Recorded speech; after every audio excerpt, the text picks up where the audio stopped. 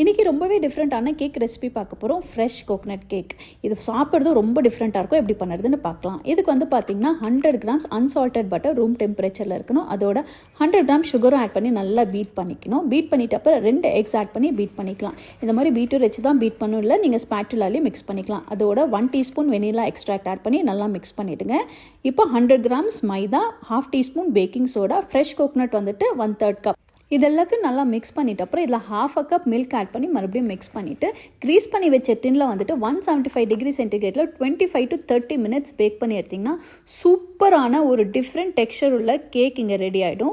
Fresh coconut cake பாருங்கள், நல்லா சாஃப்டாக இருக்குது. இது வந்து ரொம்பவே மைல்டாக இருக்கும். அட் த சேம் டைம் பார்த்திங்கன்னா அந்த மாய்ஸ்சர் கண்டென்ட் கொஞ்சம் அதிகமாக இருக்கும் இந்த கேக்கில். நல்லா மைல்டாக நல்லா சாஃப்டாக இருக்கும். கண்டிப்பாக நீங்களும் ட்ரை பண்ணி பாருங்கள். நம்ம ரெகுலர் கேக்ஸ் விட இந்த கேக் கொஞ்சம் டெக்ஸ்சரில் டிஃப்ரெண்ட்டாக இருக்கும். Thank you. Blessings to you all.